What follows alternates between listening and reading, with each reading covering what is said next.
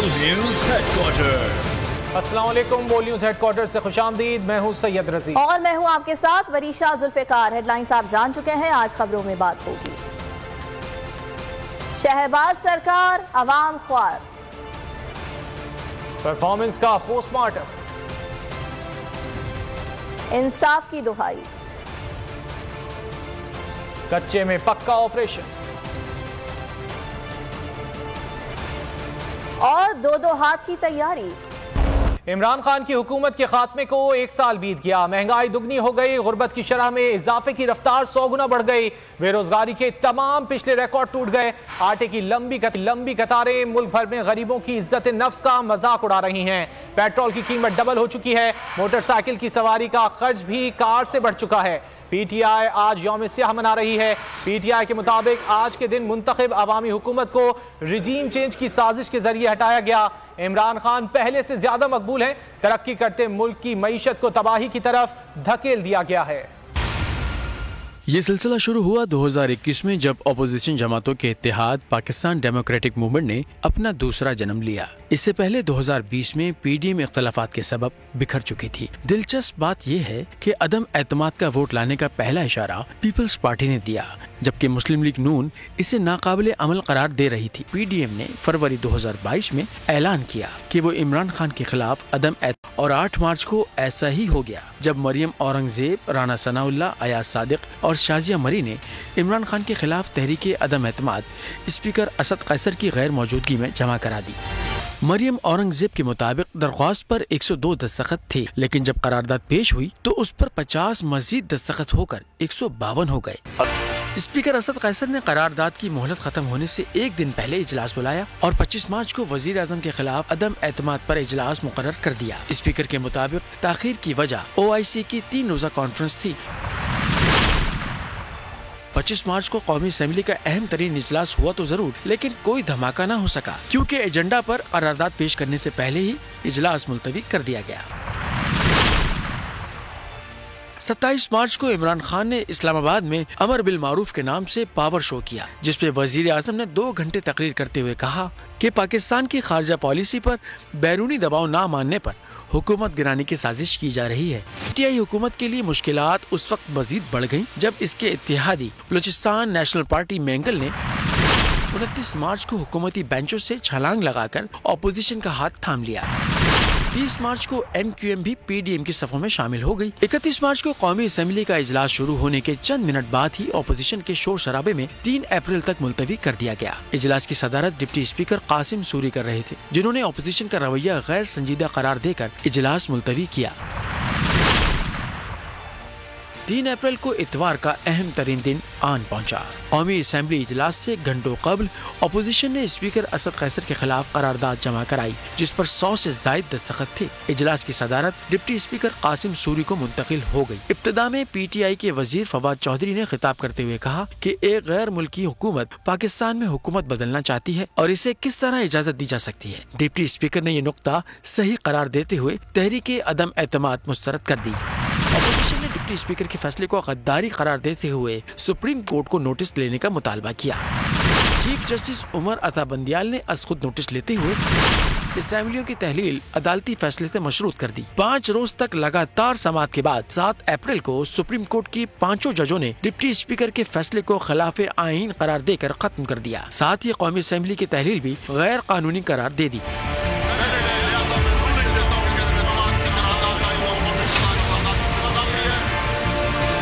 Supreme court نے 9 April کو صبح 10:30 بجے تحریک عدم اعتماد پیش کرنے کے لیے اجلاس بلانے کا حکم دیا اور عمران خان کے خلاف قرارداد پیش ہونے تک اسے روکنے کی ممانعت کر دی۔ اپوزیشن نے فیصلے پر خوشیاں منائی۔ عمران خان نے عدالتی فیصلہ تسلیم کیا، لیکن امپورٹڈ حکومت کو تسلیم نہ کرنے کا اعلان کر دیا، اور یہ نہ اس وقت سے اتحادی حکومت کے ساتھ چلا آ رہا ہے۔ صبح 10:30 بجے شروع ہونے والا اجلاس آدھی رات تک چلتا رہا۔ اسی دوران 4 بار اجلاس ملتوی ہوا۔ گھڑی کے رات 12 بجانے سے پہلے اسپیکر اسد قیصر نمودار ہوئے اور انہوں نے یہ کہہ کر استعفیٰ دے دیا کہ وہ وزیر اعظم کے خلاف کسی غیر ملکی سازش کا حصہ نہیں بن سکتے۔ اسی مسلم لیگ نون کے ایاز صادق نے سنبھال لی اور رات 1 بجے کے قریب عمران خان کے خلاف تحریک عدم اعتماد 174 ووٹوں سے کامیاب ہوئی، جس سے عمران خان تحریک عدم اعتماد کے نتیجے میں اقتدار سے جانے جانے والے تاریخ کے پہلے وزیر اعظم بن گئے۔ عمران خان نے اس رات وزیر اعظم ہاؤس چھوڑ دیا۔ اسی رات ملک بھر میں جگہ جگہ احتجاجی مظاہرے شروع ہو گئے، بالخصوص شہروں میں پی ٹی آئی کے جھنڈے تلے جدوجہد آزادی کا نعرہ بلند کر دیا گیا۔ پی ڈی ایم کی مخلوط حکومت کا اقتدار کا 1 سال مکمل ہو گیا۔ اس 1 سال کے دوران آٹا، چاول، دال، پیٹرول، بجلی، گیس سمیت سب کچھ نہ صرف مہنگا ہوا بلکہ عوام کے قوت خرید سے ہی باہر ہو گیا۔ شہباز سرکار کی کارکردگی کا پوسٹ مارٹم اس رپورٹ میں دیکھیے۔ پی ڈی ایم کی مخلوط حکومت کا اقتدار میں 1 سال مکمل ہونے کو ہے۔ پاکستان اور اس کے عوام نے اس 1 سال میں کیا کھویا کیا پایا، اس پر ایک نظر ڈالتے ہیں۔ پی ڈی ایم حکومت کے دوران ڈالر 101 روپے مہنگا ہوا اور روپے کی قدر 50% سے زائد گھٹ گئی۔ عمران خان کی حکومت کے خاتمے کے وقت $1 182 روپے 92 پیسے پر تھا۔ آج ڈالر انٹر بینک میں 283 روپے اور اوپن مارکیٹ میں 300 روپے تک جا پہنچا ہے۔ شہباز سرکار نے حکومت سنبھالی تو مہنگائی کی شرح 13.4% تھی، جو اب 3 گنا بڑھ کر 35.4% پر پہنچ گئی ہے۔ پی ڈی ایم کی حکومت اقتدار میں آئی تو شرح سود 12.25% تھی، جو آج 21% ہو گئی، جو کہ ایک ریکارڈ ہے۔ گزشتہ 1 سال میں عوام پر مہنگائی قہر بن کر ٹوٹی ہے۔ کموڈیٹیز کی بات کریں تو آٹا 88% مہنگا ہوا، چینی 39% مہنگی، پیٹرول 81% مہنگا، جبکہ ڈیزل 103% مہنگا ہوا۔ بجلی اور گیس کی قیمتوں میں بھی ہوش روپے اضافہ دیکھنے کو ملا۔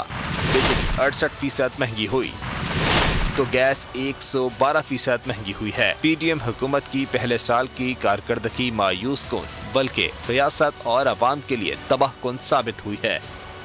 نااہل، نالائق اور ناجائز پی ڈی ایم حکومت کے ملک کو تباہی کے دھانے پر لانے کا ایک تاریخ بدترین اور سین اور سیاہ سال گزر گیا۔ 1 سال، 1 صدی محسوس ہوا۔ پاکستان تحریک انصاف نے پی ڈی ایم حکومت کے ہاتھوں آئین و قانون سے انحراف، جمہوریت اور عدلیہ پر حملوں اور بدترین لاقانونیت پر مفصل وائٹ پیپر تیار کر دیا، جو آج جاری کیا جائے گا۔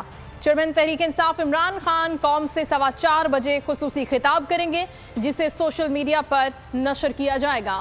وائٹ پیپر میں رجیم چینج آپریشن کے بعد سے آج تک فسطائیوں کے ہاتھوں معیشت کی تباہی کی تفصیلات قلم بند کی گئی ہیں۔ عمران خان تمام تفصیلات قوم کے سامنے رکھیں گے اور آئندہ کے لائحہ عمل کو دیں گے۔ وزیر اعظم شہباز شریف کی زیر صدارت وفاقی کابینہ کا اجلاس جاری ہے۔ کابینہ اجلاس کا ایجنڈا آن ٹیبل ہے۔ اجلاس میں اہم ملکی سیاسی اور عدالتی نوعیت کے اہم امور پر غور کیا جا رہا ہے۔ کیا صورتحال ہے، جان لیتے ہیں بولنس کے نمائندے تابش بٹ سے۔ تابش بتائیے گا، اجلاس اعظم کی زیر صدارت؟ دیکھیں، بالکل وزیر اعظم پاکستان میاں شہباز شریف کی زیر صدارت جو اجلاس ہے وہ شروع ہو چکا ہے۔ وزیر اعظم پاکستان میاں شہباز شریف ویڈیو لنک کے ذریعے وہ خطاب کر رہے ہیں اپنی رہائش کا ماڈل ٹاؤن سے۔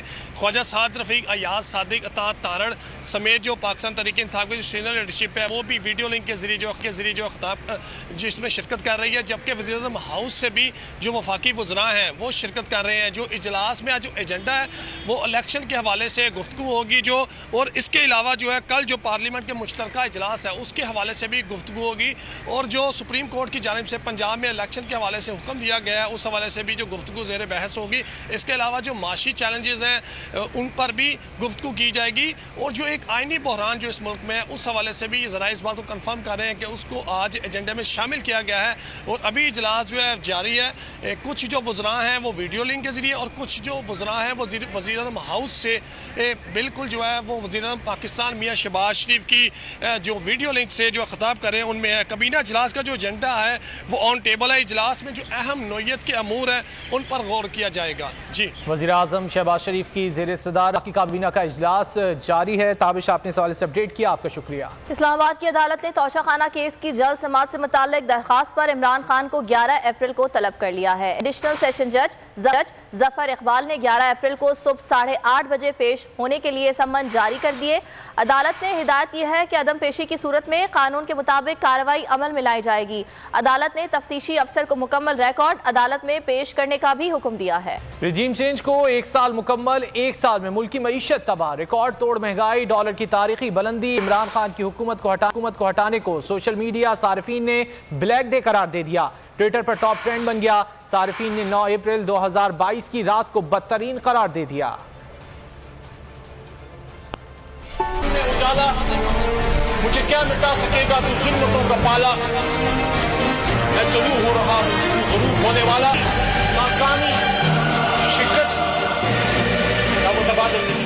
رجیم چینج آپریشن نے عمران حکومت چینج کر دی مگر قوم کا دماغ چینج نہ کر سکی. 1 سال مکمل ہونے پر وہی لمحہ وہی جذبات سوشل میڈیا پر شیئر کر دیے. 9 اپریل بلیک ڈے ٹویٹر پر ٹاپ ٹرینڈ بن گیا. ایک صارف نے لکھا اس دن کا درد اور کرب آج بھی زندہ ہے, اور سوشل میڈیا پر عمران خان کی ویڈیو شیئر کر دی. دن نہیں بھول سکتے. صارف نے عمران خان کی وزیر اعظم ہاؤس سے روانگی کے مناظر شیئر کیے. حماد نامی صارف نے لکھا اس پوری رات میں روتا رہا, اور علی محمد کی تقریر بھی شیئر کر دی.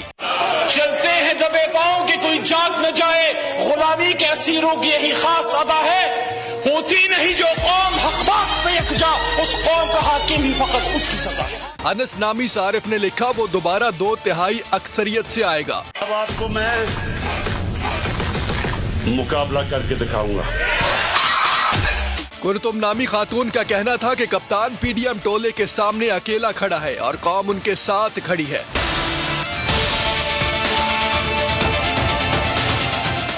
رجیم چینج کے ذریعے حکومت کی تبدیلی کا 1 سال مکمل. بیرون ملک مقیم پاکستانی غصے میں. عمران خان کے ساتھ اظہار یکجہتی. اوورسیز پاکستانیوں کا کہنا ہے پی ڈی ایم کی جعلی حکومت کی وجہ سے پاکستان 100 سال پیچھے چلا گیا. جب ہوا تھا تو یہ کہتے تھے اس وقت لانگ مارچ تھے, مہنگائی کے لانگ مارچ جو شروع ہوئے تھے, تو آج وہ کدھر گئے ہیں؟ مہنگائی جو ہے وہ پہلے سے ڈبل ہو چکی ہے. پاکستان کے اندر لوگوں کا جینا جو ہے وہ مشکل ہو گیا, اتنی زیادہ مہنگائی ہو گئی ہے پاکستان کے اندر. جی, جب سے پاکستان میں رجیم چینج آپریشن ہوا ہے, پاکستان میں حالات بہت ہی زیادہ برے ہو گئے ہیں. اور پاکستان میں جب ہم 500 یورو بھیجتے تھے پہلے, اور آرام سے گھر والوں کا گزارا ہو جاتا تھا. اب 1000 یورو بھی بھیجیں تو ان کا گزارا نہیں ہوتا. اور ہم چاہتے ہیں کہ الیکشن جلد سے جلد ہو اور عمران خان حکومت میں سب بہتر ہو جائے گا. پاکستان میں رجیم چینج ہوا 1 سال ہو گیا ہے. اس نے کی دیتا پاکستان دے عوام نے, کی دیتا ہے غربت غربت غربت, تیل مانگا, بجلی مانگی. ڈیموکریسی کا مطلب ہے کہ government of the people, for the people, by the people. So we hope کہ پاکستان میں بھی ایسی ڈیموکریسی ہو جس میں ہر کسی کو انصاف کے ساتھ رہنے کا حق ہو. الیکشن ہونے چاہیے. عمران خان ایک اچھی گل ہے. تو دوسرے نمبر پہ کہڑی عوام ہے بھوکی مر رہی ہے, آٹے لا کے مر رہے ہیں, کسی نے اٹیک ہو رہے ہیں, کسی نے کچھ ہو رہے ہیں. انشاءاللہ عمران آوے دا ملک اچھا ہوگا. جی رجیم چینج ہوئے نو بھی 1 سال ہو گیا تے پاکستان دی عوام جڑی وہ ویسے بھوکی مرਦੀ پئی ہے تے حالات دن ب دن خراب تو خراب ہوندے جا رہے ہیں تے الیکشن ہونے چاہیے نے. اگر آپ کو یہ ویڈیو پسند آئے تو لائک پر کلک کریں. تو نظر آ رہا ہے سامنے لکھا ہوا ہے ظلم مٹنے کے لیے 2 چیزوں سے مٹے گا بھائی. ایک عدل کی کرسی پہ جو لوگ بیٹھتے ہیں نا, وہ عدل کے حساب سے فیصلے کرنے لگے. دوسرا قوم نکل کھڑی ہے اس ظلم کے خلاف, تو ظلم ختم ہو جائے گا. یا ان دونوں میں سے کوئی ایک چیز ہو جائے یا دونوں ہو جائے. اگر 420 کا مقدمہ تھا, اس وقت عدلیہ میں جو لوگ بیٹھے ہوئے کیس دیکھ رہے تھے وہ پوچھتے نا یار چیٹ ہوا کون ہے. جب ان کو دکھتا کوئی چیٹ نہیں ہوا, کیس ختم کر دیتے. تو ظالم ظلم کر ہی نہیں پاتا. 9 ججز نے نوٹ بیفور کیا میرے کیس کو یار, 1.5 سال چلا. شخصی ضمانت کا کیس, سیم کیس اسلام آباد میں کر دیا. ایک ہی الزام پہ 2 کیس ہو نہیں سکتے بھائی. مطلب 60 دن کا وقت ہوتا ہے. 102 دن کے بعد میں جیت گیا, کیس بری ہو گیا. 102 دن کے بعد اپیل فائل کی, ایکسپٹ کر لی. نہیں کرتے نا ایکسپٹ, ختم ہو جاتا نا ظلم یار. بھری عدالت میں مجھے بری کر دیا, پھر پتہ نہیں کیا ہوا 2.5 گھنٹے بعد کا نوٹ بیفور. میں نہیں سنتا یہ کیس. کھڑے رہتے اپنے فیصلے پہ, مٹ جاتا ظلم. اللہ تعالیٰ نے بٹھایا اس ان کرسیوں پہ ان کو یار, یہ اللہ تعالیٰ کی طرف سے فیصلے کرتے ہیں. تو یا تو یہ فیصلے آئیں گے, ظلم مٹ جائے گا, یا قوم کھڑی ہو جائے گی ظلم کے خلاف. سبسکرائب کریں اور بیل دبائیں تاکہ کوئی خبر رہ نہ جائے.